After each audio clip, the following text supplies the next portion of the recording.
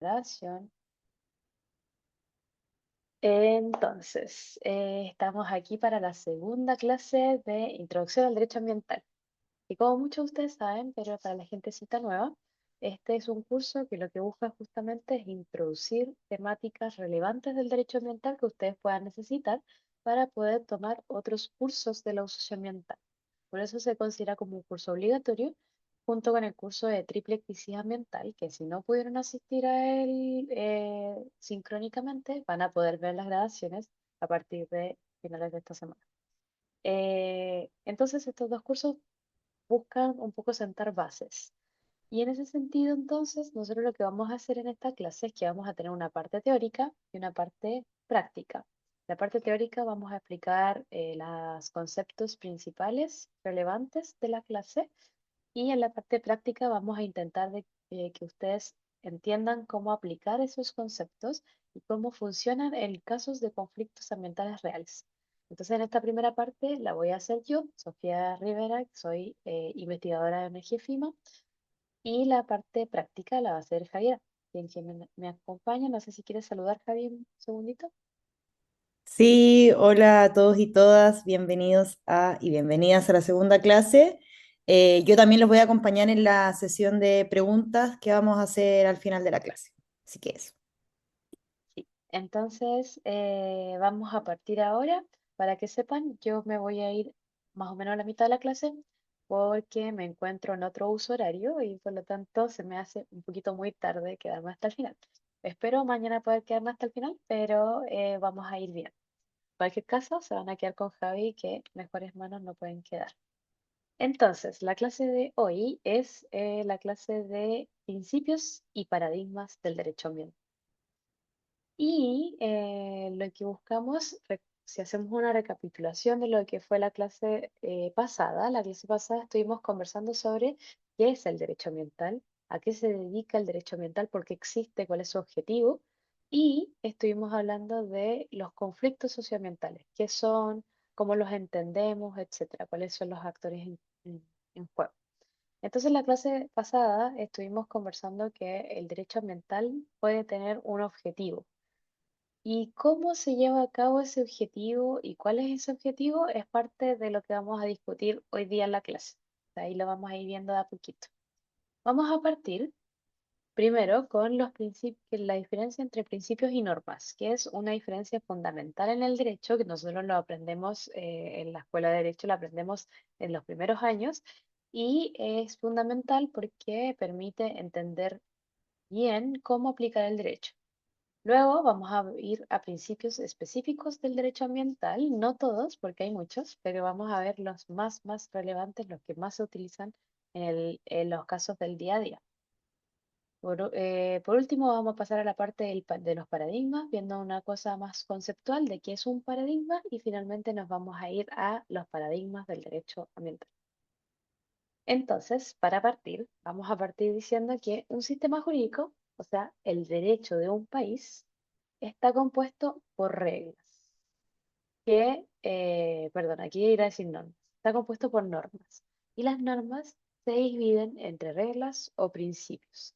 Y saber distinguirlos es relevante, como les decía, para poder entender cómo se aplican, porque una regla y un principio no se van a aplicar de la misma forma. Entonces, si bien ambos son elementos normativos, por lo tanto, elementos que nos obligan a hacer, no hacer o hacer algo de una forma determinada, ambos van a funcionar distinto. La regla va a especificar cuál es la conducta deseada. La regla va a decir, tú tienes que hacer A, tú tienes que hacer B. O sea, va a decir específicamente qué es lo que hay que hacer o no hacer o cómo hay que hacerlo, pero va a decir de forma específica qué es lo que se espera de la persona que tiene que cumplir la regla. En cambio, el principio no va a decir una conducta deseada específica, sino que va a orientar la conducta de la persona. O sea, tú vas a actuar eh, bajo tu libre voluntad y el principio te va a decir cómo irte moviendo de a poquito eh, en esa conducta. Entonces, finalmente no te va a decir tienes que hacer A o tienes que hacer B, sino que te va a decir eh, en caso que suceda no sé qué, entonces mejor hacer A, pero va a ser más como algo que suena, tiende a sonar más como una recomendación que como una obligación directa. Pero no olvidemos que tanto los principios como las reglas son normas. Entonces, ambos obligan directamente a quien se le dirige. Eh, pero el principio tiene una forma de expresarse que va a terminar haciendo que lo apliquemos distinto a cómo aplicamos las reglas, porque no es tan certero saber cuál es la conducta esperada al principio. En cambio, la regla es muy certera. La diferencia fundamental entre la regla y principio es cómo se deben cumplir. Las normas, las reglas son normas absolutas. O son cumplidas o no son cumplidas. No hay discusión. O sea, o yo hice A o no hice A. Por ejemplo, pensemos en una regla que dice que tengo que, le voy a poner una regla que me da risa porque en este momento la estoy incumpliendo.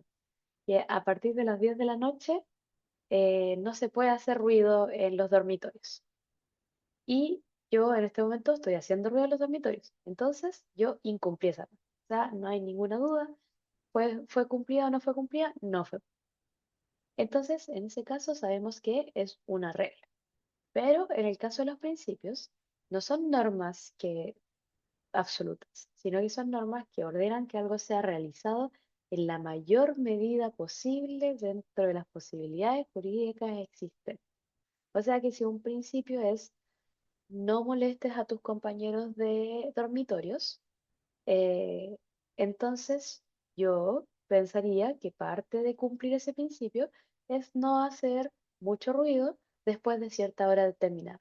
Pero si hago o no hago mucho ruido, no va a ser tan fácil decir si es que lo cumplió o no, porque no es absoluto, sino que habría que entrar en un principio de una forma de interpretación para poder saber si es que fue realizado en la mayor medida posible dentro de mis posibilidades. Entonces, por ejemplo, yo no tengo muchas posibilidades ahora porque tengo que hacer esta clase.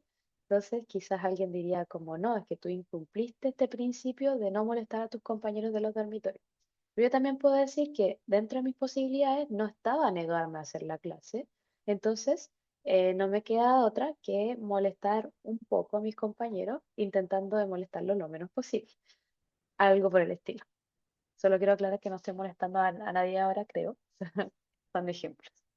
Entonces, teniendo esos criterios de diferenciación entre la regla y el principio, vamos a pasar a una actividad interactiva, en la cual ustedes me van a decir si pueden lograr distinguir cuál es una regla y cuál es un principio, ¿ya? Para eso vamos a utilizar el chat, en el cual ustedes me van a ir poniendo sus respuestas, ¿ya?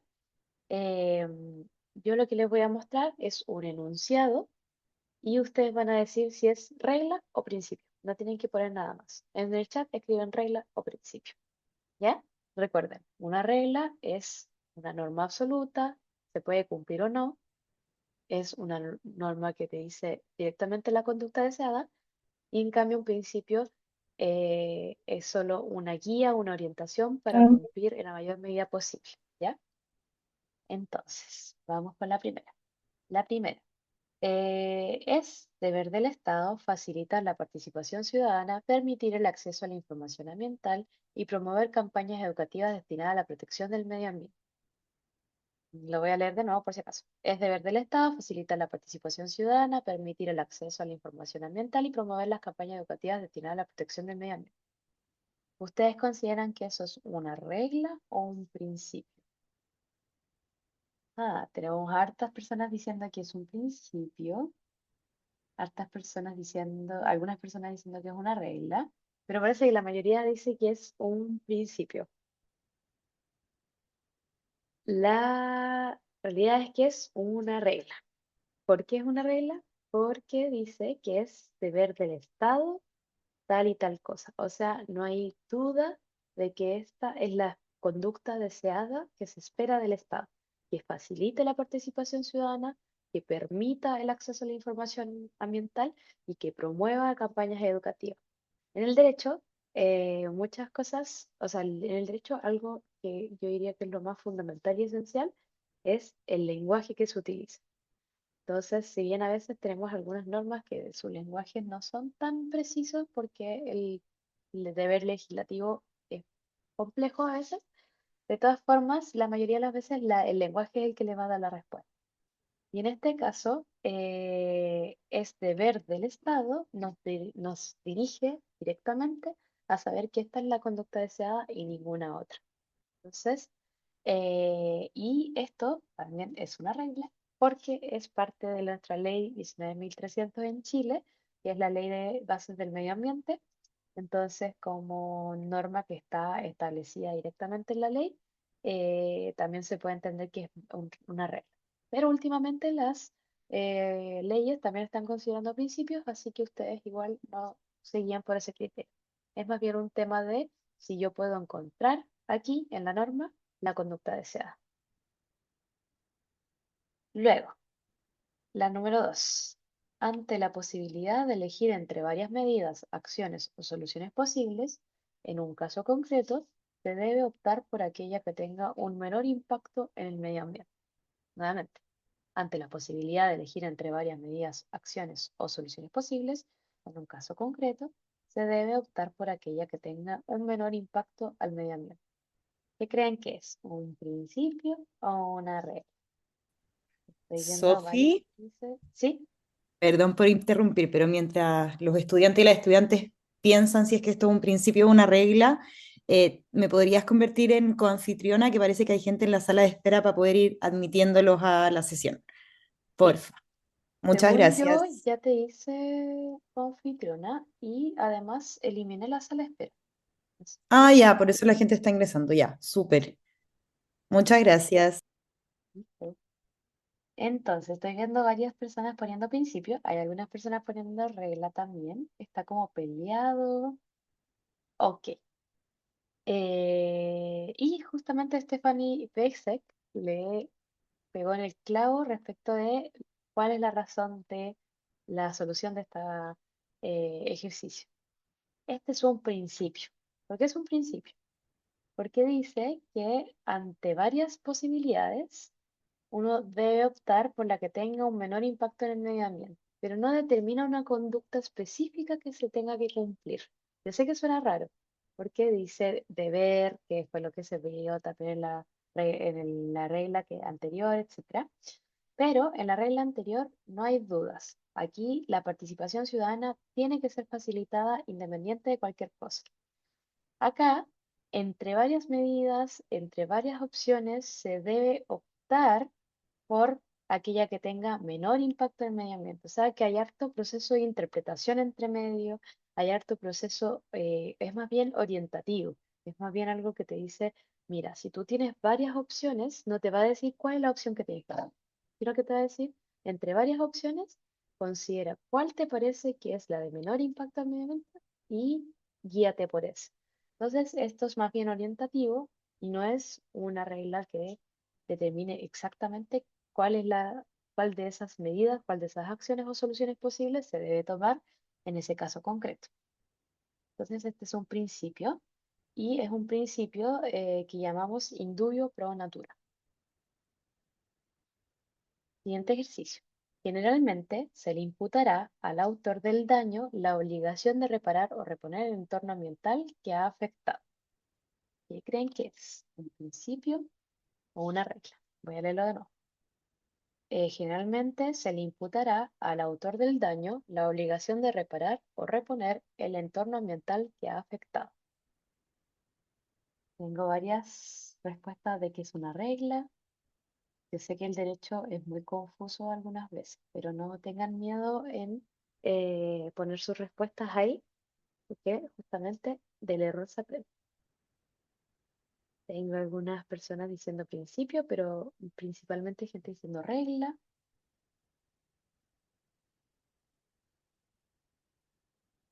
Súper. Entonces, la solución es que es un principio. Nuevamente, ¿por qué? Porque no se está diciendo que así se deba actuar cada vez, sino que generalmente van a haber casos en los cuales no se aplicará esto y por lo tanto se considera más como orientativo, más como algo que se tiene que tomar en cuenta. O sea, que cada vez que veamos un daño, tenemos que pensar en este principio como una orientación que se puede tomar en consideración, pero no necesariamente es una obligación, una regla, algo que debe ser cumplido, ni en el sentido de que no me establece cuál es la conducta exacta que tengo que hacer, sino que generalmente. Si no estuviera generalmente, ¿qué pasaría? Vamos a verlo. Este principio se llama principio de responsabilidad. Veamos el siguiente ejercicio y último. Todo el que culposa o dolosamente cause daño ambiental responderá del mismo en conformidad a la presente ley. ¿Qué creen que es este ejercicio? ¿Principio o regla? Voy a leerlo de nuevo para quienes no tienen video. Todo el que culposa o dolosamente cause daño ambiental responderá del mismo en conformidad a la presente ley. Entonces, regla o principio. Estoy viendo varios que dicen regla.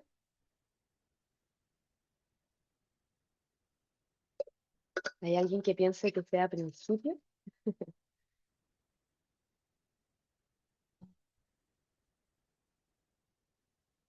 Entonces, regla. La mayoría piensa que es regla y muy bien. Esta es una regla. Y esta, de hecho, es la regla de responsabilidad del daño ambiental, que es la contracara del principio de responsabilidad por daño ambiental. Da que la diferencia entre estos dos es solamente que acá se establece como una orientación que generalmente se tiene que tomar en consideración, pero que no establece una conducta directa que debamos cumplir. En cambio, acá se establece directamente una conducta deseada. Todo el que culposamente o dolosamente cause daño responderá del mismo en conformidad a la ley. O sea, aquí hay eh, un presupuesto que es que se causó daño y se dice directamente cuál va a ser la conducta que se espera después de eso. Y es responderá del mismo en conformidad a la presente ley. Espero que esto haya ayudado para dejar más claro y no haya oscurecido aún más la distinción entre principio y regla. Pero lo importante y lo que quiero que quede claro es que los principios que vamos a ver a continuación, que son principios del derecho ambiental, son orientaciones que tienen los estados para actuar respecto del derecho ambiental, pero no necesariamente son obligaciones de conducta específicas. Y eso hace que a veces sean aplicados y a veces no. ¿Cuál es la razón por la cual no podrían ser aplicados? Por un principio fundamental que es el de la regla, principio, regla, etcétera, la norma de ponderación, que es que los principios siempre se ponderan. Siempre voy a tener más de un principio al cual yo puedo echar mano. Sin embargo, para el caso concreto, ¿qué principio es mejor? Tengo que hacer un trabajo interpretativo, de razonabilidad jurídica, etcétera, que es bien complejo. Entonces, los principios pueden contradecirse, muchas veces se contradicen, y lo que tiene que hacer el actor jurídico es saber cuál debió haber preponderado en cierto caso o no. Y entonces aplicar el principio como regla orientativa. Por lo tanto, lo que vamos a ver ahora no son reglas directamente, sino que son principios. Uno de los primeros y el más importante, y el que le estaba mostrando antes, es la de responsabilidad, que es esta posibilidad de que generalmente se le impute a una persona el reparar sus propios daños. Porque es un principio y no es una regla siempre, a veces sí es regla, como en el caso del derecho chileno, en el que se establece esta regla, pero no en todos lados se establece esa regla y no en todas las áreas del derecho. Pero es un principio porque a veces puede suceder que una persona no responda por sus daños, sino que el derecho establece que alguien más tiene que responder por sus daños. Pasa a veces en caso, por ejemplo, de que algún privado cometió algún daño, pero ese actor privado ya no existe, esa empresa ya no existe. Pero como cometió ese daño al alero del derecho, al alero del Estado, porque el Estado le permitió tener licencias ambientales o porque no fiscalizó, o etcétera, uno puede hacer responsable al Estado en vez de al privado, por ejemplo. Son casos muy específicos, pero de todas formas esto demuestra que es más bien un principio en este caso. Pero si hay regla concreta que lo establezca, pues se sigue la regla también. El principio preventivo también es un principio muy conocido en el derecho ambiental. Es el principio que dice que el derecho ambiental siempre tiene que anteponerse a los daños y afectaciones. Debe entonces el derecho ambiental no responder a los daños, sino que siempre prever que se puede dar un daño y dar todas las medidas posibles para que el daño no se dé. Porque, como ustedes pueden saber, responder a los daños ambientales puede ser muy catastrófico en el sentido de que un ecosistema podría no volver a recuperarse nunca de un daño. Entonces, la idea del principio preventivo es que no sea un derecho que responde a daños, sino que previene los daños, cosa de que nos pongamos el parche ante la herida, como se diría coloquialmente. Y otro principio muy relacionado al principio preventivo, y que de hecho se tiende a confundir mucho, es el principio precautorio. Pero el principio precautorio es como, por decirlo así, una prevención aún más allá, en el sentido de que eh, estamos ante un caso donde no podemos prever cuál va a ser el daño, ¿ya? Es un caso en el cual no hay concordancia, no hay eh, conocimiento acordado científico que diga, sí, esto va a pasar. O sea, si yo abro una mina en este espacio, estos van a ser los daños que se generan. No, hay veces que uno no puede saber cuáles van a ser los daños que se generan. Como por ejemplo, en el caso de la minería submarina. No hay conocimiento científico que diga cuáles van a ser los daños que se generan por la minería submarina. Sí hay conocimiento científico cuáles son los daños de la minería terrestre, pero no de la submarina. Y entonces, si yo estoy ante ese caso, tengo que abstenerme de actuar o de tomar medidas diciendo como, ah, bueno, si no se sabe, entonces apostemos por sí hacer la minería submarina y veamos qué pasa. No, justamente la idea es no arriesgarse a que esa situación de la minería submarina que no tiene conocimiento científico ni certeza de cuáles pueden ser sus consecuencias, no suceda, sino que nos abstengamos de actuar, tratemos de tomar todas las previsiones y sobre todo que se invierta en intentar lograr esa certeza científica para así saber cuáles son los daños posibles, preverlos y luego actuar. La idea justamente, como les decía antes, no es responder a daños, porque eso es muy peligroso, sino que es tratar de abstenerse. Pero nuevamente, como estos son principios, no, necesariamente se van a aplicar siempre, sino que hay que ponderarlos con otros principios, hay que considerar las reglas que existen en cada uno de los ordenamientos jurídicos, etc. Luego pasamos al principio de indubio pro natura, que era el que ya revisamos. Ante la posibilidad de elegir entre varias medidas, acciones o soluciones posibles, en un caso concreto se debe optar por aquella que tenga un menor impacto en el medio ambiente. Creo que hay algunas preguntas como por el chat o algo, pero les recuerdo que las preguntivas o sea, las preguntas las vamos a hacer al final, después de la presentación también de Javier. Entonces, individuo pro natura básicamente se traduce en que en caso de no saber cómo actuar, hay que tomar la actuación que se piense o se sepa en el momento que va a generar menos impacto. Nuevamente, estamos redundando en lo mismo que estábamos diciendo. La idea es no actuar y esperar a que haya un daño para luego sanear ese problema. sino que la idea es evitar a toda costa el daño. Entonces, igual que con el principio preventivo, que dice que tengo que tomar todas las medidas posibles para que no se genere un daño certero que yo conozco, en Dubio Pro Natura dice, bueno, si tengo varias opciones, voy a elegir la que genera menos impacto al medio ambiente. Puede ser que sí genere un impacto al medio ambiente. Y entonces va a entrar en juego el principio preventivo para decir, voy a prevenir que ese impacto al medio ambiente sea muy grande, sea muy fuerte, o voy a tomar medidas desde ya para poder eh, hacerle contrapeso a ese daño, etc. Pero Indubio Pro Natura se presenta cada vez que tengo un rango de posibilidades. Entonces tengo que tomar la posibilidad más adecuada para el medio ambiente.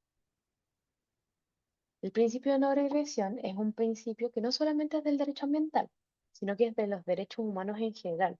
Pero en el derecho ambiental es aún más importante, que dice que las medidas adoptadas no pueden significar una disminución respecto de la protección de las acciones tomadas con anterioridad. O sea que si yo, por ejemplo, protegí la araucaria como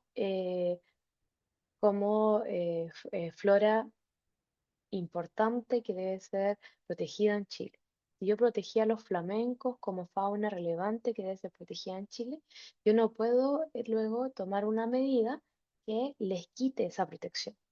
Esa protección se queda, la protección está y de ahí en adelante solo se puede avanzar en la protección que se le dará, pero no se puede disminuir la protección que se le estaba dando. Lo mismo sucede en todo ámbito de cosas. Tengo un ecosistema que fue declarado humedal urbano y yo no puedo quitar esa declaratoria de humedal urbano, no puedo tampoco establecer medidas que sean menos protectoras que las que se habían establecido antes, sino que tengo que siempre las medidas que ya se hayan tomado son la base. Y sobre eso yo puedo seguir construyendo, pero no puedo bajar de esa base. Y entonces también tenemos el principio de eficiencia, que se debe tratar de tomar las mejores medidas posibles, las mejores medidas ambientales posibles, al menor costo posible. Este también es un principio que no solamente del derecho ambiental, sino que es del derecho administrativo en general, del derecho público en general. Pero en derecho ambiental también se expresa y por eso yo les decía que a veces pueden haber contradicciones, porque puede ser que el estándar más efectivo y de menor costo, ay, me pasé, no sea el que tenga menos impacto al medio ambiente, sino que sea el que tenga más impacto al medio ambiente. Y entonces voy a tener el derecho, o sea, el principio de indubio pro natura y el principio de eficiencia en contradicción. Y ahí va a ser el actor político, o sea, perdón, el actor público, el actor del Estado, el que va a tener que decidir en virtud de los demás principios, en virtud de las reglas que en juego, etcétera, que tiene que aplicar, si eficiencia o indubio pro natura. Esos serían principalmente los principios más relevantes en materia ambiental. Hay muchos más. De hecho, el Poder Judicial chileno tiene un libro con todos los principios ambientales que se han establecido en algún momento en la doctrina o en la jurisprudencia, etcétera. Yo creo que en ese libro se pasan un poquito porque hacen como algo así como 100 principios ambientales, sí, sino que para mí los principios ambientales más relevantes y fundamentales son los que están acá y quizás un par más, pero no muchos más. Entonces, en verdad, sí es como un poco mucho ese libro de el Poder Judicial, pero lo que es muy bueno es que viene con definiciones, que muchas de las que yo puse acá son parafraseados de esas definiciones del libro del Poder Judicial de Chile. Así que si quieren ir a revisarlo, pueden buscarlo ahí en internet. Y entonces vamos a pasar a esta última partecita teórica, que es respecto de qué es un paradigma. Primero, una recapitulación. ¿Se acuerdan que el año pasado, la clase pasada, estuvimos hablando de qué es el derecho, qué es el derecho ambiental y para qué sirve el derecho ambiental? Que sería para resolver conflictos ambientales, etcétera. Muchos de ustedes estuvimos ahí preguntando para qué servía, cuál era el objetivo del derecho ambiental, y muchos de ustedes respondían para proteger el medio ambiente, para establecer límites a la actuación del ser humano, etcétera. Entonces, todas esas ideas que ustedes tuvieron sobre cuál es el objetivo del derecho ambiental son justamente parte de un paradigma de derecho ambiental. ¿Qué es un paradigma? Es una manera consensual como la comunidad científica de una época determinada asume la producción de conocimientos y por lo tanto un paradigma puede ser entendido como un sistema de creencias, valores y técnicas que comparten los miembros de una comunidad científica. Esta es la definición de paradigma en términos amplios. El paradigma se inició, como quizás algunos de ustedes sabrán o recordarán de sus clases de colegio, con Thomas Kuhn, que es un científico que un día se da cuenta de que, por ejemplo, cuando Galileo o etcétera, cuando los grandes científicos propusieron las ideas más revolucionarias, como por ejemplo que la Tierra no es plana, sino que es redonda, que existe la gravedad, etcétera, hubo un cambio, una revolución científica que hizo que pasáramos de tener todo un sistema de creencias a tener otro sistema de creencias porque hubo una cosita que cambió el eje de todo ese sistema de creencias y entonces todo se tiene que volver a repensar. Ese es el paradigma en términos científicos más estrictos, pero si nosotros esto lo aplicamos al derecho también tiene aplicación. Entonces, en el derecho, en la política, en la economía, nosotros igual podemos encontrar sistemas de creencias, valores y técnicas que son compartidos por una comunidad, por una sociedad en conjunto, por un grupo de personas completo. Entonces, vamos a considerar paradigma como este sistema de creencias, valores y técnicas. ¿Ya? ¿Y cuáles son los principales paradigmas en el derecho ambiental? Hay varios, porque siempre hay hartas personas, el derecho ambiental es un derecho muy innovativo, muy innovador, entonces hay muchas personas constantemente proponiendo distintas formas de pensar el derecho ambiental, lo cual a mí me parece muy estupendo, pero los principales paradigmas que se consideran cuando uno habla de el derecho ambiental son el desarrollo sustentable, que me imagino que habrán oído por ahí, y la justicia ambiental y o ecológica. No quiero hacer que esto suene como que son completamente contradictorios o completamente excluyentes, porque no son 100% excluyentes, pero sí son muy distintos porque toman un enfoque distinto, toman un punto de partida muy distinto. Entonces, el derecho sustentable es una forma de comprender la relación del ser humano con la naturaleza que se empezó a establecer desde los años 90 principalmente, pero también un poquito antes, y que inició con la propuesta de los ODS, los Objetivos de Desarrollo Sostenible o Sustentable de Naciones Unidas, y que básicamente lo que hace es decir, nosotros lo que necesitamos hacer o donde necesitamos llegar, el objetivo de toda la regulación ambiental es que logremos este equilibrio. Naturaleza, economía y sociedad estén en completo equilibrio, o sea que se les dé valor a la naturaleza, se le dé valor a la economía y se le dé valor a la sociedad con exactamente el mismo nivel, tengan el mismo valor las tres cosas, ¿ya? Ese es, de forma muy simplificada, el paradigma del desarrollo sustentable, que es, podemos ver, por ejemplo, reflejado en los ODS, porque se establece, por ejemplo, los ODS iniciaron siendo Objetivos de Desarrollo Sustentable, que solo hablaban de temas ambientales, pero de a poco fueron incluyendo también pobreza cero, sistemas jurídicos estables, etcétera. Entonces se les fueron agregando más cosas que no tienen tanto que ver directamente con la naturaleza, sino que tienen más que ver con sociedad y economía, como más directamente. Entonces el desarrollo sustentable lo que intenta es este equilibrio para que queden todos en igual valor, igual nivel.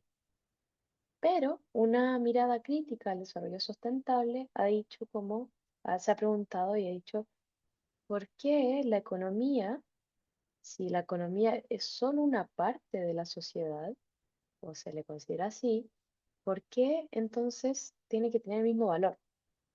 ¿O por qué tiene que tener el mismo valor la economía que la naturaleza? Entonces, al preguntarse eso, se estableció una nueva forma, un nuevo paradigma, un nuevo sistema de creencias, valores y técnicas que dice que no, que el objetivo del derecho ambiental no debiera ser, o de la regulación ambiental, no debiera ser llegar a un equilibrio entre estos tres elementos, porque no tienen el mismo valor y no tienen el mismo valor porque entendemos que todos somos parte de un sistema más grande, que es el sistema natural, que la sociedad es parte de ese sistema natural y que dentro de la sociedad está la economía, así como está el derecho, está la política, está los sistemas familiares, etcétera. Entonces, este paradigma, que es el paradigma de justicia ambiental y o ecológica, reconoce la idea de que estos son sistemas interconectados, que la naturaleza es el sistema más grande y por lo tanto no tiene mucha relevancia o no tiene buenos resultados, decir que vamos a considerarlos los tres en el mismo nivel y con el mismo valor, sino que lo importante es entender que dependemos de la naturaleza y por lo tanto cuidar de la naturaleza sería redundante en soluciones para la sociedad y soluciones para la economía. Entonces, como que todo esto va a ser relaciones entre ellos constantemente. Y así entonces la justicia ambiental y ecológica se trata más bien de encontrar criterios, principios de justicia que yo pueda establecer para poder entender que se está logrando entender esta interconexión, se está logrando entender esta dependencia, interdependencia, pero al mismo tiempo se está logrando generar equidad dentro de cada uno de los sistemas. Esa sería más o menos la idea de este paradigma. ¿Y por qué es otro paradigma? Porque como ustedes pueden ver, al igual que como Thomas Kuhn hablaba de los paradigmas científicos, hay un preciso enfoque distinto, hay un preciso conocimiento distinto, que es la idea de sistemas interconectados, que hace que el enfoque, que la comprensión de esto cambie rotundamente a otra forma de comprenderlo.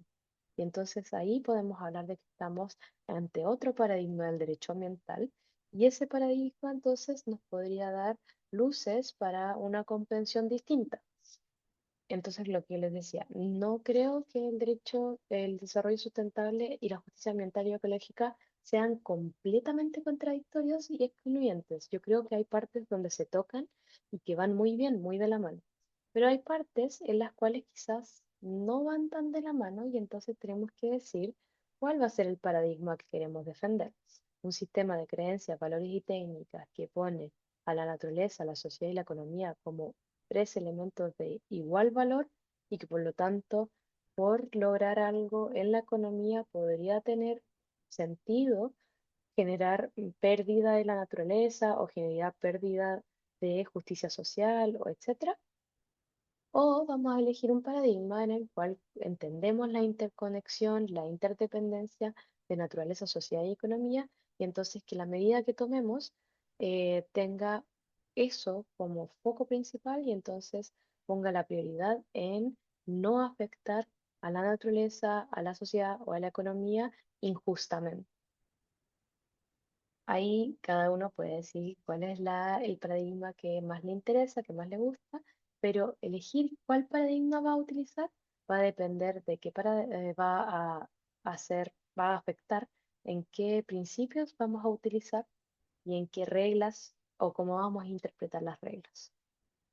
Eso sería entonces respecto de los principios y los paradigmas. Yo creo que para que no alarguemos tanto la clase, nos vamos a saltar este espacio de conversación cortito de aquí y podemos pasar entonces directamente a la parte de la Fabi, que es la parte más práctica. yo me despido por ahora. Fabi va a quedar a cargo y muchas gracias por su atención. Nos vemos mañana para la última clase de Derecho Ambiental, Introducción al Derecho Ambiental. Fabi, vas a Muchas tener que seguir gracias, compartiendo tú Sofi. también, si acaso. Sí, ahora voy a intentar de compartir pantalla. Denme un segundo. Muchas gracias, Chaito. Gracias. Buenas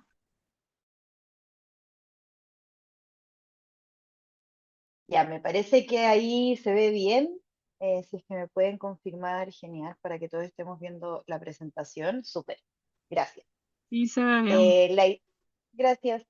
La idea en este bloque es hacerle una bajada más práctica, revisando algunos casos, como lo hicimos ya la sesión pasada, sobre los principios y paradigmas para ver si es que estamos todos entendiendo los mismos conceptos de los principios que revisó Sofía y los distintos paradigmas que hay para abordar o pensar el derecho. Primero vamos a hacer una revisión de 3 casos de estudio acerca de el análisis y la identificación de qué principios del derecho ambiental se aplicaron en el caso en concreto. La idea es que mientras lo estemos revisando, ustedes estén pensando qué principio está en juego, cómo opera este principio y qué consecuencias tendría la aplicación o tuvo la aplicación de este principio en cada uno de los casos. Y luego vamos a revisar 2 casos en particular, uno que ya vimos la clase pasada, que es el caso Conga, y un caso emblemático en Chile, que es el caso de Hidroaicén, desde 2 paradigmas que abordó Sofía.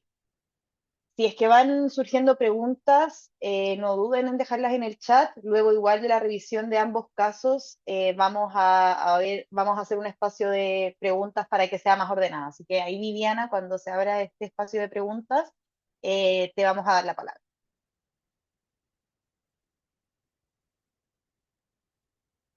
Entonces, el primer caso que quiero revisar también es un caso chileno. Estuve escuchando por ahí que hay alguien de Huasco, así que si es que me quisiese complementar, porque obviamente siendo de esa zona tal vez tenga mayor conocimiento que yo del caso, bienvenido sea. El primer caso que vamos a revisar es el caso Pascualama. Pascualama fue un proyecto de minería de oro y plata a cielo abierto de una empresa canadiense llamada Barrick Gold, que estaba ubicado en la cordillera andina, en la frontera entre Chile, en la región de Atacama de Chile, y Argentina, específicamente en la provincia de San Juan. Este era uno de los proyectos mineros más grandes del mundo, por lo mismo de la región latinoamericana, y el problema central o sea, bueno, tenía muchas aristas y muchos problemas en este caso, pero que queremos revisar a propósito de la aplicación de los principios, es que este yacimiento minero y toda la actividad extractiva en el yacimiento minero estaba emplazado sobre o muy cerca de 3 glaciares, Toro 1, Toro 2 y Esperanza. Y por ende las cabeceras de cuenco del río Huasco, lo que afectaría a la disponibilidad hídrica, a la seguridad hídrica, tanto de las personas que habitaban ese territorio, de las comunidades agrícolas del valle y también de las comunidades diaguitas que desarrollaban y habitaban sus actividades en ese lugar. Como revisamos en la clase anterior, los conflictos socioambientales los podemos revisar desde los actores que participan en ellos y estos actores los podemos ver como el sector público, que en este caso sería el Estado que aprobó este proyecto del año 2006, ya hace 20 años, pero igual es un caso que nos sigue sirviendo para revisar la problemática ambiental mediante una resolución de calificación ambiental, que es uno de los permisos que da el Ministerio del Medio Ambiente, en particular el Servicio de Evaluación Ambiental, para la ejecución de este tipo de proyectos. Y dentro de sus argumentos para la aprobación de Pascualama era el desarrollo nacional, que podemos pensar desde qué paradigma se estaba abordando este caso, pero ahora vamos a ver en realidad la revisión de los principios, la generación de empleo que traería la expansión de este yacimiento minero y los ingresos fiscales desde el canon minero. Por otra parte, podemos analizar cuáles eran los intereses del actor privado, que en este caso sería la empresa canadiense Barrick Gold, y argumentó que en realidad los glaciares no serían afectados sin hacer un análisis realmente técnico sobre esta afirmación, y también que construiría reservorios artificiales para compensar la pérdida de hielo si es que los glaciares hubiesen estado afectados por el desarrollo de este proyecto minero. Y por otro lado tenemos más el interés local, el interés de la sociedad civil, en donde las comunidades diaguitas y los agricultores del Valle del Huasco, perdón, se opusieron, señalando que los glaciares son la única fuente hídrica en una zona desértica como es la región de Atacama. ¿Qué pasó? Desde la aprobación del año 2006 del proyecto, este proyecto comenzó a acumular un montón de denuncias por los incumplimientos ambientales que tenía. El año 2013, el Tribunal Ambiental de Antofagasta, que es el tribunal ambiental que conoce los casos de la zona norte de nuestro país, ordenó la paralización de las faenas en la parte chilena, porque recuerden que este es un proyecto que afectaba tanto a Chile como a Argentina, y el tribunal estableció que la incertidumbre científica no podía ser usada como razón para que esta empresa minera continúe operando. Entonces yo creo que ya se nos pueden venir un poco a la mente qué principios o qué principio estaba aplicando en este caso en particular el Tribunal Ambiental. Ahí si se animan en dejar en el chat qué principio creen que fue el que se aplicó cuando el tribunal sostuvo que la incertidumbre científica no podía ser usada como razón para continuar operando. Luego, del año 2018, la Corte Suprema, que es el máximo tribunal que tenemos acá en Chile, confirmó la sanción más alta para Barrick Gold y el año 2020 Barrick Gold anunció el abandono definitivo del proyecto en Chile. Entonces pensemos, bueno, ya unas personas comenzaron a dejar en el chat cuál es el principio que se está aplicando en este caso, para la siguiente diapositiva, pero claro, estamos hablando del principio precautorio, ¿cierto? Porque no había una certeza científica sobre el impacto exacto que el proyecto estaba teniendo en los glaciares. Esto porque el titular no había levantado los estudios pertinentes o los estudios nos decían que en realidad no teníamos cómo saber cómo la actividad extractiva en este yacimiento minero podía influir en la cabecera de cuenca, que en este caso eran los glaciares. Entonces, sí, como bien dijeron en el chat, la aplicación es del principio precautorio en este caso. Otro caso que me gustaría revisar, también es un caso chileno, no solo vamos a revisar casos chilenos, pero como la clase pasada estuvo más cargada a casos latinoamericanos, en esta clase vamos a revisar 3 casos chilenos y 2 casos que no son de Chile, pero que sí son de la región latinoamericana. Esta es la termoeléctrica Castilla, no sé si algunos de ustedes conocen este caso, igual es un caso antiguo, no tanto como Pascualama, pero ya hace unos años. El proyecto Castilla fue una central termoeléctrica a carbón que estaba proyectada por la empresa MPX, que es de un grupo brasileño grande en la generación de energía, en la comuna de Copiapó, también región de Antofagasta. Era una termoeléctrica que iba a tener una altísima capacidad de megavatios y habría sido la central termoeléctrica más grande de Chile y una de las mayores, perdón, de América Latina. Esta termoeléctrica fue aprobada el año 2011 por la Comisión de Evaluación Ambiental y las comunidades costeras y de pescadores artesanales de la zona denunciaron los grandes impactos que iba a tener la termoeléctrica por las emisiones, tanto en la salud de la población como la contaminación de eh, el borde costero. Claro, como ahí Valesca está diciendo en el chat, esta termo quería instalarse en la región de Atacama, específicamente en la caleta de Totoral, donde los pescadores desarrollaban sus actividades económicas y sus sustentos de vida, ¿cierto?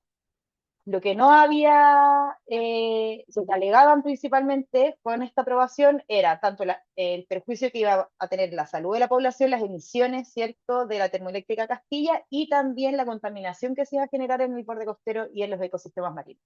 Si es que hacemos una revisión como conflicto socioambiental, también podemos identificar los 3 actores y los diferentes intereses que tenían los actores en este conflicto. Por un lado estaba el Estado, ¿cierto?, que como dije aprobó el proyecto el año 2011, argumentando la necesidad de ampliar la matriz energética del país. Me adelanto un poco, pero la Corte Suprema posteriormente anuló este permiso por las deficiencias que tenía en su estudio ambiental y en la evaluación de los impactos tanto a la salud de la población como al borde costero. Por otra parte, tenemos el actor privado, que en este caso sería la empresa brasilera, que había presentado el proyecto como un proyecto indispensable para el desarrollo energético de Chile, generando miles de empleos. También ahí podemos comenzar a pensar también en desde qué paradigma se estaba analizando este conflicto socioambiental desde el actor privado, que era la empresa brasilera. Y por otro lado podemos analizar el actor que viene desde la sociedad civil, que serían las comunidades costeras, los pescadores artesanales y algunas organizaciones ambientales de la región de Atacama que se opusieron por sus impactos en la salud, en el mar y en los ecosistemas en general. Como ya me adelanté, el año 2012 la Corte Suprema anuló este permiso, esta aprobación ambiental que había obtenido la termoeléctrica Castilla en un fallo que para Chile es histórico. Y la anulación de la Corte Suprema fue a rasgos generales por dos razones.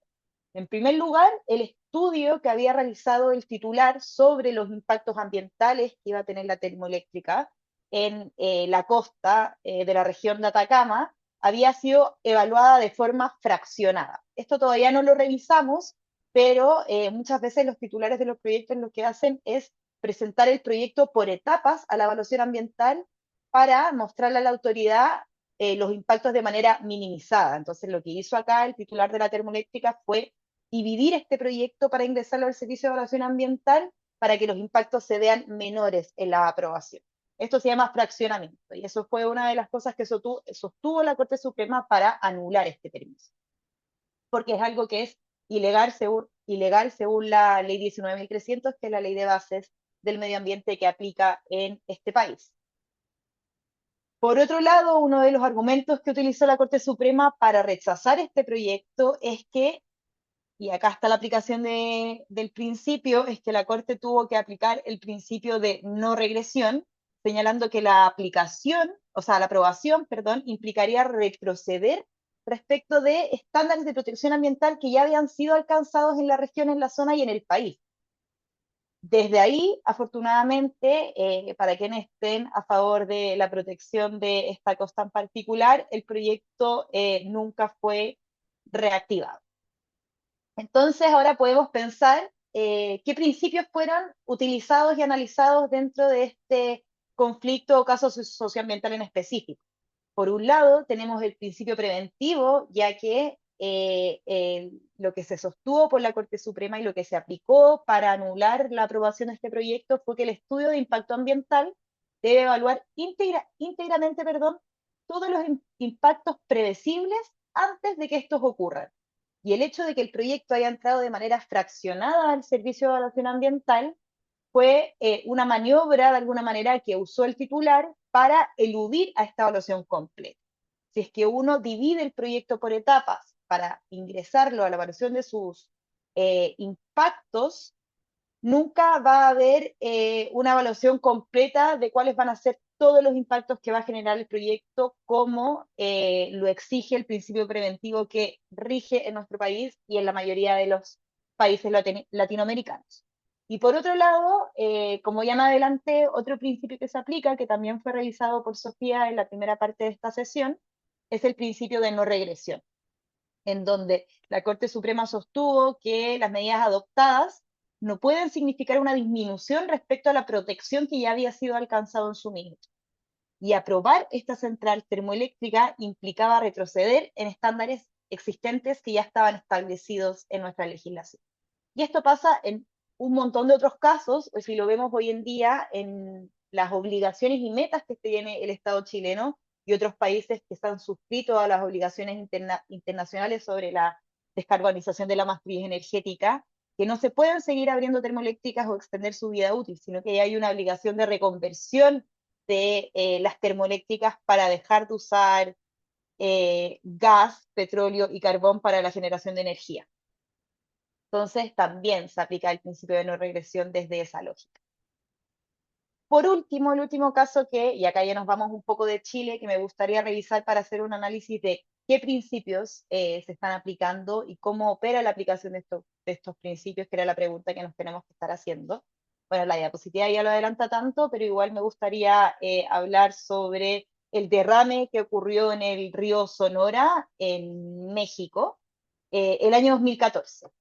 La minera Buenavista del Cobre, que es una filial de un grupo mexicano y es una de las mayores empresas que tiene México en temas de minería, derramó, no me sé el número exacto, pero muchísimos metros cúbicos de una solución específica que es sulfato de cobre en el río Sonora.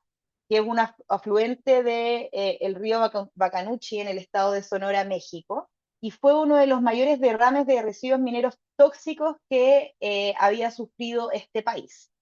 El río Sonora, esto es muy importante, abastece de agua a comunidades a lo largo de muchísimos kilómetros de este país, y más de 22.000 personas perdieron el acceso a agua potable luego de este derrame, vieron destruidas sus actividades agropecuarias y además reportaron gravísimos problemas de salud que siguen persistentes hasta el día de hoy.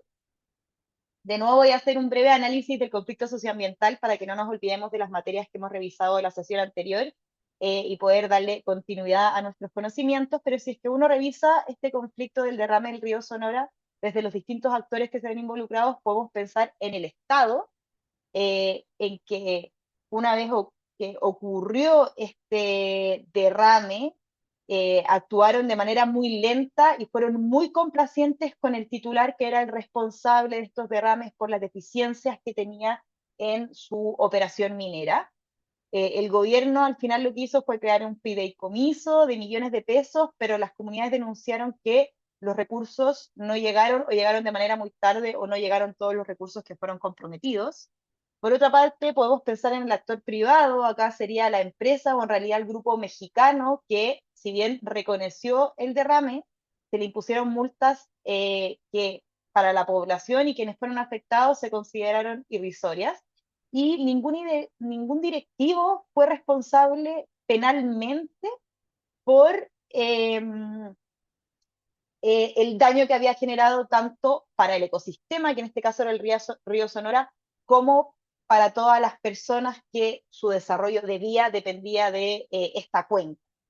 Y por último, si es que vemos el tercer actor, que sería la comunidad, la sociedad civil, más de 22.000 personas se catastró que fueron afectadas por este derrame de sulfato de cobre, y las comunidades rurales y agrícolas se hizo un catastro y las tasas de enfermedades fueron elevadísimas, se abrieron muchos litigios, muchos juicios en distintas instancias, pero nunca hubo una responsabilidad real sobre este hecho.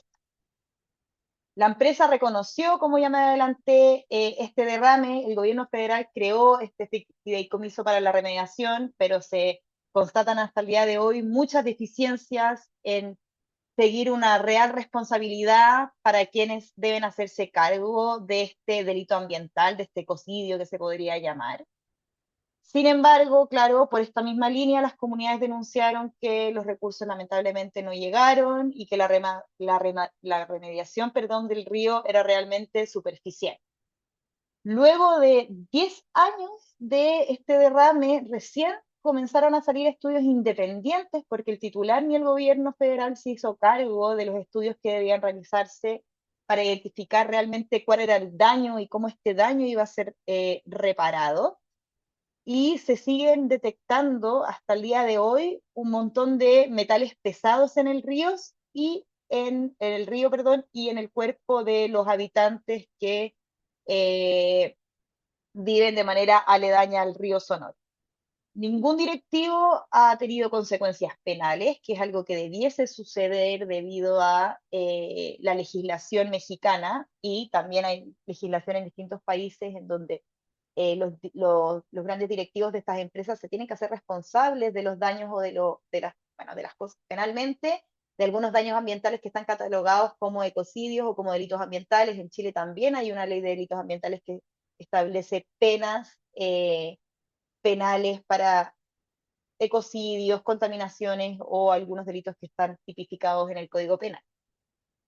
El año 2022, ahí ya para ir cerrando este caso y pasar a hacer un análisis de los paradigmas, porque nos va quedando poquito tiempo, el Tribunal Mexicano ordenó algunas medidas adicionales de remediación, pero todavía, lamentablemente, el cumplimiento de estas medidas sigue siendo cuestionado.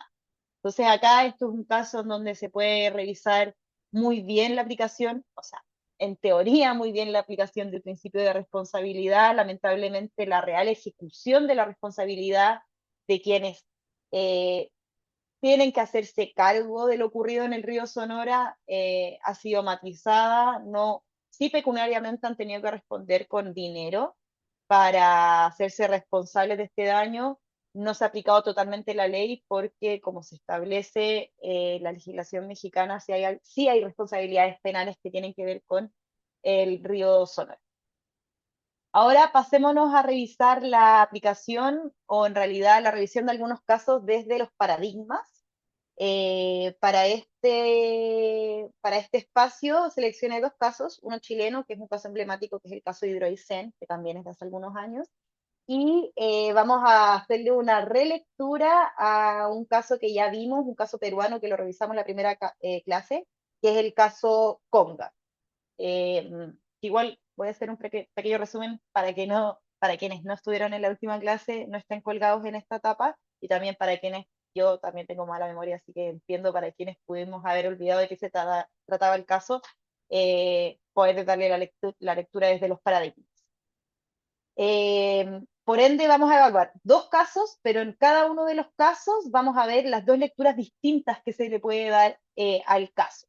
El paradigma no cambia los hechos, recordemos eso, según como nos comentó Sofía, pero sí las preguntas que se pueden hacer respecto de los casos y los conflictos y las soluciones que se pueden considerar válidas para abordar este tipo de conflictos.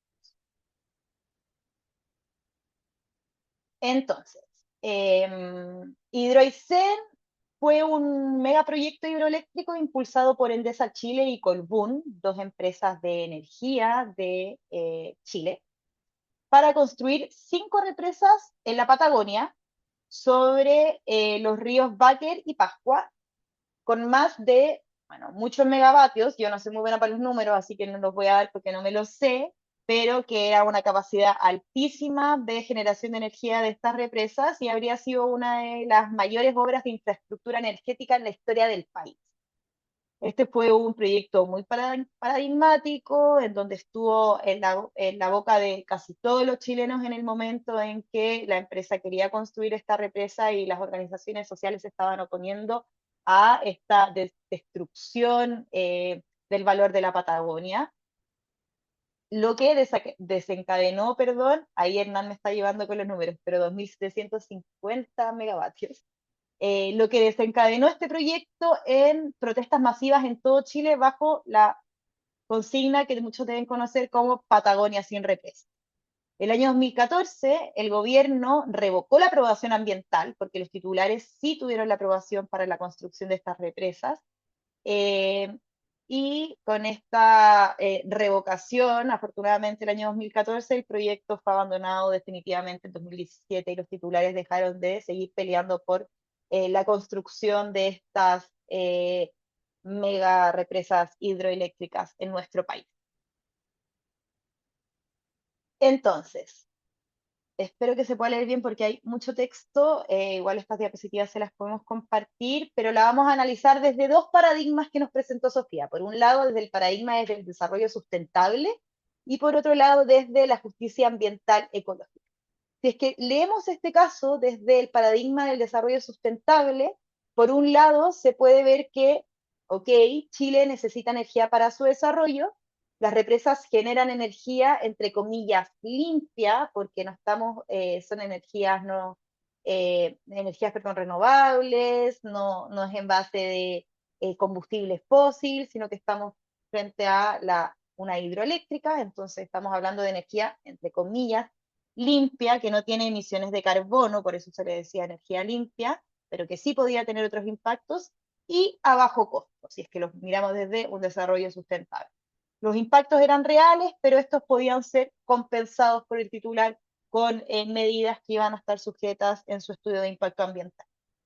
Por otro lado, de este mismo paradigma, se puede pensar que si es que el estudio de impacto ambiental presentado por el titular ante el Servicio de Evaluación Ambiental, que tenía que darle la aprobación a este proyecto y en una primera instancia se lo dio, era riguroso, las compensaciones iban a ser adecuadas, entonces el proyecto podía ser compatible con el desarrollo sustentable, ¿cierto? Si lo pensamos desde ahí.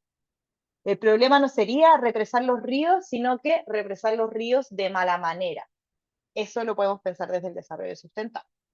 Entonces, las tres dimensiones que revisó Sofía, tanto la naturaleza como la sociedad y la economía, son fuerzas de igual valor, ¿cierto? Deben equilibrarse, entonces deben compensarse los impactos. Y el balance puede incluir la aprobación del proyecto, pero con ciertas condiciones. La pregunta clave que nos tenemos que hacer acá es si es que las compensaciones están realmente a la altura del daño que podría haber generado esta hidroeléctrica. Entonces, si es que respondemos a esta pregunta de manera afirmativa, entonces podemos decir, ok, Hidroaicén sí se podía desarrollar en el río Valle. Ahora, si es que lo vemos desde un paradigma distinto, que Sofía también revisó, que es el paradigma de la justicia ambiental o justicia ecológica, que tienen una diferencia estas justicias, pero las pusimos juntas para la revisión de este caso. Se puede presentar que la Patagonia, o sea, se puede pensar desde este paradigma que la Patagonia no es simplemente un recurso hídrico, también se le hace mucho como la crítica al concepto de recurso natural, porque tiene una mirada muy económica de algo intercambiable. Entonces, desde la justicia, o sea, desde la justicia ambiental ecológica, se piensa que la Patagonia tiene un valor intrínseco en sí mismo y que no solo se tiene que ver como un recurso hídrico, sino que es un ecosistema único e irreemplazable que tiene un valor en sí mismo, más allá de la utilidad que le podemos dar los seres humanos. Desde ese mismo paradigma, mirando como las medidas de compensación que propone el paradigma del desarrollo sustentable, la justicia ambiental y ecológica nos diría que no se puede compensar la desaparición de un río, que es lo que podría haber generado, ahí como está diciendo Matías Reyes, ¿cierto? ¿Qué es lo que habría generado la instalación de esta central hidroeléctrica enorme? No se puede compensar la desaparición de los ríos, en este caso un río prístino, y no hay ningún equivalente funcional construido por los humanos que reemplace lo que se destruiría en este caso. Por otro lado, si es que pensamos en las tres dimensiones que nos plantea Sofía, desde el paradigma de la justicia ambiental ecológica, tenemos que pensar que la sociedad existe dentro de la naturaleza y depende de ella. Y en la naturaleza hay personas, entes, seres que tienen que operar en sí de manera interdependiente, donde hay interacciones en donde todos dependemos de los otros. No hay fuerzas que son equivalentes, sino que este paradigma nos dice que hay límites que la economía no puede cruzar y hay ciertos ecosistemas, y los ecosistemas, perdón, son parte de estos límites. Y acá la pregunta clave que nos plantea el paradigma de la justicia ambiental y ecológica es: ¿quién decide qué vale más, el río o la energía? Y en este caso, las comunidades patagónicas y en realidad la mayoría de las organizaciones de la sociedad civil que se opusieron a este proyecto, o las comunidades patagónicas que podían verse directamente afectados por este proyecto, no están en pie de igualdad con las empresas para negociar este intercambio. Hay mucha asimetría de poder. Afortunadamente se revocó este caso, esta gran hidroeléctrica no fue construida y el titular decidió dejar de pelear por su instalación. Por último, y intentaré hacerlo un poquito más rápido para que haya un espacio de las preguntas, ya que nos quedan 15 minutos, un poquito más. Quería revisar nuevamente el caso Conga para que no nos olvidemos de los casos que revisamos la primera clase cuando vimos los conflictos socioambientales. Si recuerdan, este es el caso de Perú, en la provincia de Cajamarca, en donde también una expansión minera, la unidad se llamaba Yanacocha, pero de la minera Newmont, una de las más grandes de Latinoamérica de oro, quería drenar y sacar 4 lagunas que estaban arriba en los cerros en Cajamarca, que eran las principales fuentes de agua de muchas comunidades que habitaban ahí y de Cajamarca, que es una gran ciudad en Perú. El titular lo que dijo es: ok, vamos a drenar, vamos a secar, perdón, estas 4 lagunas, pero vamos a compensar instalando reservorios artificiales en otro lado. Obviamente, como revisamos la clase anterior, estos reservorios artificiales nunca iban a estar a la altura, ni iban a ser igual a lo que son las lagunas. En este caso, no se realizó. Este fue el caso también que hablamos, que hubieron muchísimas protestas sociales. De hecho fue justo en un periodo de elección presidencial en donde en un principio el presidente que después fue electo estaba apoyando a los movimientos sociales, pero una vez electo lo que hizo fue apoyar a la empresa por el desarrollo del país. vamos a revisarlo desde el análisis de los distintos paradigmas para que quede un poco más clara la materia revisada. Entonces, si es que lo revisamos desde el desarrollo sustentable, como ya se pueden imaginar, el proyecto podría aprobarse desde este paradigma si es que realmente garantiza el equilibrio entre las tres dimensiones. Es decir, que los reservorios artificiales propuestos por Yanacocha, que era la minera en este caso, buscan exactamente eso, mantener la función hídrica de la cuenca, generar empleo e ingresos y compensar a las comunidades del daño que se generaría por secar y drenar las lagunas que quería secar y drenar la empresa. El rechazo del proyecto, por su parte, respondería a una gestión deficiente, si es que lo pensamos desde el desarrollo sustentable, en una gestión deficiente del proceso de participación y a fallas técnicas que podría tener el estudio de impacto ambiental, no realmente a un problema de fondo. Y la solución sería mejorar los estándares, pero en ningún caso prohibir la actividad, sino que buscar medidas que nos ayuden a mitigar o a compensar el secamiento de estas fuentes de agua. También, si es que lo seguimos pensando desde el desarrollo sustentable, el estudio de impacto ambiental y la participación ciudadana que hubo en este caso, porque hubo un proceso de participación ciudadana, serían los instrumentos adecuados para gestionar este tipo de conflictos, de nuevo, sin la necesidad de prohibirlos, sino que viendo cómo se pueden compensar sus impactos. Y también desde el paradigma del desarrollo sustentable, el problema en Conga no fue la minería en zonas de altura como tal, sino la manera específica en cómo se gestionó el proceso. Si es que lo vemos desde el paradigma de la justicia ambiental ecológica, ¿qué nos diría este paradigma? Que las lagunas altoandinas no son intercambiables con reservorios artificiales, ¿cierto? Que son ecosistemas que funcionan como reguladores hídricos desde hace milenios y que forman una parte integral de la identidad y la vida de las comunidades que desarrollan sus actividades en ese lugar. También el paradigma de la justicia ambiental y ecológica nos va a hacer la pregunta no es si es que los reservorios son técnicamente equivalentes a estos reservorios artificiales, a las lagunas naturales, sino quién tiene el derecho a decidir qué vale más. Acá la consigna era que el agua vale más que el oro, por parte de las personas y las organizaciones que se oponían a este proyecto. Entonces, la pregunta que dice que hay que hacerse desde el paradigma de la justicia ambiental y ecológica es, ¿qué es lo que vale más, el oro o el agua? ¿El desarrollo económico o la seguridad hídrica de las personas que habitan este territorio?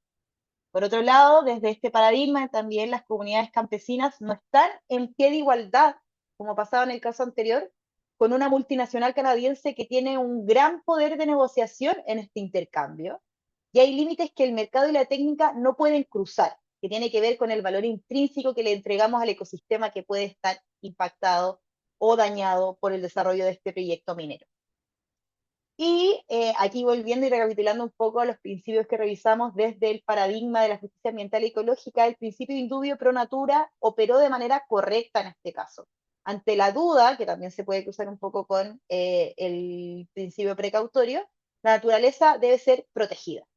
El paradigma da contenido sustantivo a el principio indubia pro natura, el paradigma de la justicia ambiental y ecológica. Entonces, podemos pensar que la pregunta que separa los paradigmas, ya para ir cerrando y entendiendo mejor los conceptos, es si es que pueden los ecosistemas ser reemplazados por equivalentes funcionales construidos por los humanos. Por un lado, el desarrollo sustentable tiende a responder que sí, siempre que se garantice esta función equivalente, ¿cierto? Y por otro lado, la justicia ecológica responde a que en realidad no, porque los ecosistemas tienen un valor intrínseco, ¿cierto? Un valor en sí mismo que va más allá de la función utilitaria que le podemos dar nosotros los seres humanos a la naturaleza. Esta pregunta espero que haya ayudado a que hacer como este paralelo entre los paradigmas desde dónde se puede abordar, se puede leer los casos socioambientales. Entonces, ahí, para ir finalizando, los principios operan muchas veces como normas reales, determinan quién soporta la carga de la prueba, a veces esto ya es mucho más jurídico, ¿cierto? Qué se puede aprobar y qué no se puede aprobar, de alguna manera nos van a, como adelantada Sofía, guiar las conductas que nosotros tenemos. Por otro lado, los paradigmas también van a determinar qué preguntas se tienen que hacer, como ya dije, ¿cierto? ¿Cómo compensamos el daño desde un desarrollo sustentable versus, ¿puede este daño ser realmente compensado desde la justicia ambiental y ecológica? Sí. También tenemos que ver que un mismo caso produce conclusiones distintas desde el paradigma que se está leyendo, y eso no tiene que ver con que sea todo muy relativo, sino que eh, la manera de cómo vemos la comprensión de cómo va funcionando el derecho.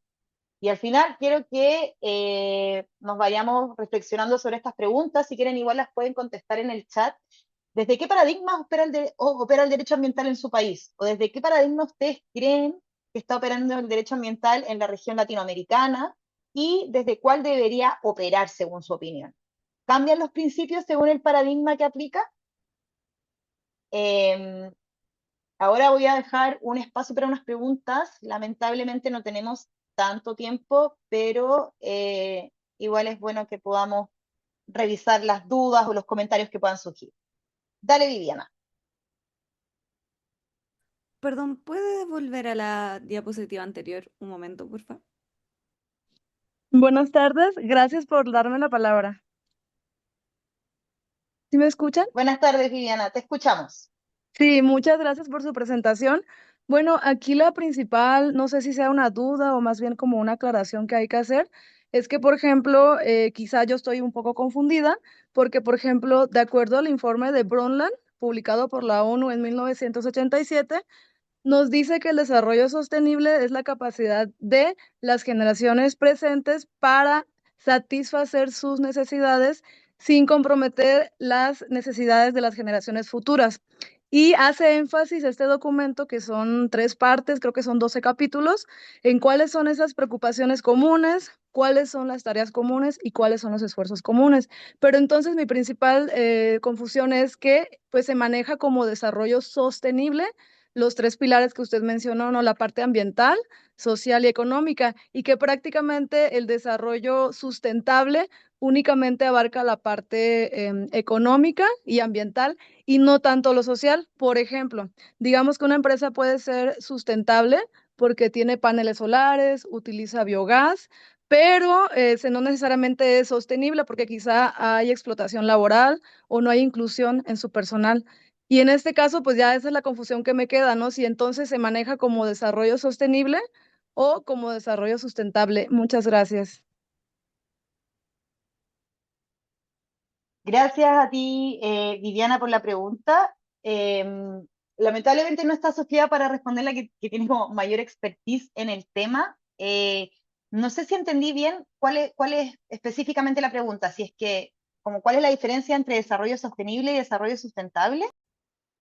Sí, o sea, prácticamente, bueno, yo tengo entendido que son 2 conceptos diferentes, desarrollo sustentable y desarrollo sostenible, pero de acuerdo a la presentación que usted nos estaba explicando, usted manejaba el desarrollo sustentable como equivalencia a desarrollo sostenible. Entonces, nada más para hacer esa aclaración, porque de acuerdo al informe de Brundtland, publicado en 1987 por la ONU, y liderado por la ex primera ministra noruega, Gro Harlem Brundtland, ellos hacen énfasis en que son los 3 pilares, social, económico y ambiental, para decir que es un desarrollo sostenible. Y aquí en su presentación nada más me quedó la confusión si entonces ustedes lo manejan como equivalente, sustentable y sostenible, nada más para hacer la aclaración. Perfecto. Sí, perfecto, ya entendí la pregunta, Viviana. Sí, la verdad en la academia y en los estudios se usó en algún momento como cuestiones diferentes, pero en el último tiempo ya se usan como sinónimos muchas veces. El informe que tú dices, bueno, en realidad en España o en los países europeos se usa más el desarrollo sostenible. Y en Latinoamérica es más común usar desarrollo sustentable, pero según los estudios o como a lo que nosotros adscribimos desde FIMA, es que se consideran como equivalentes. Eso, por eso lo pusimos y lo presentamos en las diapositivas como equivalente. Stephanie y luego Alma. Muchas gracias. De nada, Viviana. Hola a todos. 2 preguntas. Bueno, varias. Y antes de hacer las 2 preguntas, quiero agradecer la clase porque me pareció súper dinámica, la presentación en sí súper clara para temas que son densos y dinámica. Entonces eso hace que la concentración se mantenga como por más rato en temas que quizás a veces son, para quienes no somos del área, más densos. Bueno, mi pregunta va sobre, el otro día en clases de la triple crisis climática, uno de los profesores mencionaba los límites planetarios. ¿Se aplica en este caso, haciendo una relación, el principio precautorio? Esa es una pregunta. Y respecto al principio de no regresión, esto que realizó Kast cuando ingresó al gobierno de como que quitar ciertos decretos que habían, ¿aplica el caso del principio de no regresión? Esas serían mis dos preguntas. Gracias. No sé si me expliqué bien en realidad, porque fueron varias cosas, pero... Sí, sí, sí. Se entendió súper bien. Te voy a responder primero la última pregunta y luego la primera. Respecto a la última pregunta, sí, de todas formas. Al menos yo, desde mi opinión personal, y creo que es algo que también se ha hecho ver desde la sociedad civil, es que las medidas que está tomando CAS, perdón, son regresivas a la protección ambiental. El retiro de los decretos, la revisión de las leyes que está haciendo, y es algo que se está alegando también tanto comunicativamente como en sedes administrativas o de revisión de Contraloría, porque lo que se está haciendo con esta toma de decisión es retroceder en la protección ambiental que ya tenemos como país y de esa manera vulnerar muchas obligaciones internacionales que el Estado de Chile sí le son vigentes. Entonces, definitivamente sí. Hay una vulneración del principio de no regresión por parte de las decisiones que está tomando CAS en materia ambiental. Y en cuanto a la conexión que podría haber sobre los límites planetarios y el principio precautorio, es que, claro, que sí hay una relación bien directa, sobre todo en el sentido de cómo estamos aplicando estos límites planetarios. Si bien hay evidencia científica de que hay muchos límites planetarios, o la mayoría de ellos, que ya se sobrepasaron, muchos que ya están al borde de sobrepasarse, eh, hay que pensar que... ay, tengo que cargar, perdón, déjenme cargar un segundo mi computador, que si no nos vamos a quedar sin clase.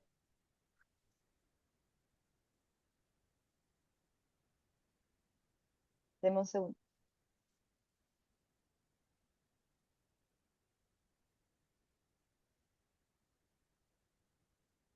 Ya, ahí sí. ¿Me escuchó? Sí, Ya, yo perfecto. por lo menos. Buenísimo. Se puede ver en la aplicación de estos límites planetarios que la precaución es de manera, algunos lo establecen como proporcional, pero es cuando ya hilamos más fino como en cómo repercute en algunas consecuencias jurídicas, pero los límites planetarios sí son un caso claro en cómo aplica el principio precautorio y cómo este principio tiene que aplicarse de mayor rigor, porque si estamos sobrepasando límites planetarios, hay que pensar cómo la incertidumbre, perdón, la irreversibilidad y la escala global que puede tener el impacto y el daño de cada una de las actividades. Entonces, en el fondo lo que plantea la escuela, que es la escuela que nos establece o que estudia en realidad los límites planetarios, es que cuando un proyecto, una política o una decisión va relacionada con el límite planetario y este límite planetario está muy cerca de ser superado o ya fue superado, aún más hay que aplicar el principio de precaución. No tanto en la construcción de estos límites, porque la construcción de estos límites se hacen con la generación de evidencia científica, sí al analizar caso a caso el vínculo que tienen los límites planetarios con los impactos y cómo estos pueden verse aún más superados. Si es que este caso o esta actividad no tiene certeza científica de cuáles van a ser sus consecuencias y además está superando un límite planetario, se tiene que aplicar con aún mayor rigurosidad. No sé si logro responder bien a tu pregunta, porque si bien están muy Perfecto. vinculados, súper, Sí, no, genial. sí, súper claro. Gracias, Javiera. Ya, de nada. Ya vamos con la última pregunta, que es la de Alma, y vamos cerrando para vernos el día de mañana. Dale, Alma. Muchas gracias. Bueno, también agradecer mucho, está súper bien explicado, muy bien sintetizado para que se entienda bien. Y yo, bueno, además de, o sea, no tengo como tal una pregunta, nada más, yo soy de México y sí, el caso que mencionan que pasó, el derrame de Grupo México, sigue siendo algo que acá se usa mucho como ejemplo de lo que no está bien, porque de hecho, pese a hacer esto donde en teoría se aplicó, como ustedes dicen, bien toda la legislación ambiental que tiene México, realmente lo que hizo fue mostrar todas las áreas de carencia que se tienen, porque tal cual, no hubo un responsable real. Ahora ya tenemos los suficientes datos para incluso ponerle más peso a lo que pasó, porque a raíz de la contaminación que se generó, eh, hubieron procesos migratorios de las comunidades que se vieron obligadas a cruzar a Estados Unidos porque ya no podían sostener las economías familiares con la siembra de sus tierras porque el río ya no era viable. Entonces, en ese momento eso como que se proyectaba a que fuera a pasar porque la gente al final tenía que encontrar la manera de sobrevivir, pero no se tenían los datos suficientes y se cerró el caso sin, teniendo esa parte como fuera. Entonces, ahora que ya se tiene, pues sí se está buscando que haya consecuencias penales, pero no parece, no parece estar en el horizonte que eso vaya a pasar. Entonces, bueno, aquí sí entra una pregunta, como qué otra, cuando falla en un país ya su marco legal ambiental, ¿qué puede hacer en específico aquí, no? O sea, haciendo como Latinoamérica, México, Latinoamérica, todo esto, ¿a qué otra instancia es como la inmediata a la que tendría que dirigirse? Porque pues ahí se supone que sí, que se aplicó, ¿no? O sea, en México como se está quitando la responsabilidad, es decir, no, pero sí hay una sentencia y sí hay incluso medidas de mitigación y de hecho si ahorita vas, ya ahí está el hospital para atender gente con cáncer porque Grupo México reconoce que enfermó con cáncer gente, pero bueno, las cosas pasan. Entonces, o sea, no es suficiente. Entonces, mi pregunta sería esa, como si no es suficiente, ¿a qué instancia ya internacional se podría acudir? Gracias, Alma, por tu pregunta. Qué suerte también tenerte acá para que nos des para que nos complementes sobre los casos que revisamos. Eso es algo muy enriquecedor de la socioambiental. Así que se agradece mucho tu intervención y tu pregunta. Y es una muy buena pregunta que yo creo que muchos nos hacemos de todos los países. Suele fallar la aplicación de la normativa nacional, ya sea por distintos motivos, por omisión, puede ser por corrupción, por captura regulatoria o por simplemente la ineficiencia e ineficacia del aparato estatal. Entonces, ¿a qué instancias podemos ir o qué podemos revisar? Y hay distintas alternativas, algunas pueden ser más eficaces que otras, más rápidas que otras. Por un lado, cierto, está el sistema interamericano de derechos humanos, lo que tiene, eso sí, este sistema para que conozca la Comisión Interamericana, la Corte Interamericana, es eh, que te exige agotar toda la vía nacional para que podamos acceder a la instancia internacional. Y también se puede acceder, o sea, solicitar algo en el sistema de Naciones Unidas, además del sistema interamericano, y que es algo que yo he estado estudiando y que me gustaría también especializarme un poco en esto, porque muchas veces uno se ve bien frustrado en enfrentar estos casos, es que también uno se puede meter a ser responsable a la empresa o en realidad, de alguna manera, entre comillas, boicotear a la empresa o presionar a la empresa en realidad con mecanismos de financiamiento internacional, ¿cierto? En instancias como el Banco Mundial, el BID, el CAF, o también desarrollando un litigio climático y ambiental estratégico en sedes internacionales. Entonces, creo que hay distintas vías. También otra vía son las movilizaciones sociales, tal vez, que obviamente tienen consecuencias diferentes, pero no todo se agota en la instancia nacional, a eso va. Muchas veces, como bien dice Alma, tenemos normativa, tenemos leyes fuertes de protección ambiental, tenemos todos estos principios que nos presentó Sofía, pero no se aplican o son ineficientes por ya los diversos motivos que señalé. Y hay otras vías. Se puede presionar el financiamiento de la empresa, ellos son responsables de su cadena de suministro, muchas veces se ponen estos sellos de que tienen certificaciones verdes, de que son responsables con el medio ambiente, pero ¿es realmente así? Entonces, llevar esto a otras sedes, no solo a la administración estatal, a los tribunales nacionales, sino que también se pueden ir a instancias internacionales o a instancias para interrumpir sus mecanismos de financiamiento, por ejemplo. Así que espero, Alma, ahí poder haber respondido a tu pregunta.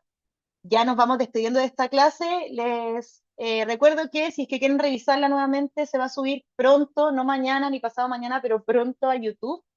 Y nos vemos mañana ya para la última clase de este curso. Agradecerles todos por su conexión y que tengan buenas noches o buenas tardes donde sea que estén.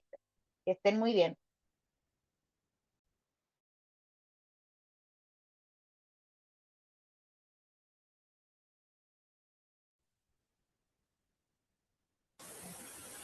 Gracias, aguante la vida, salud. Y no Pascualama. Chao. Chao, gracias.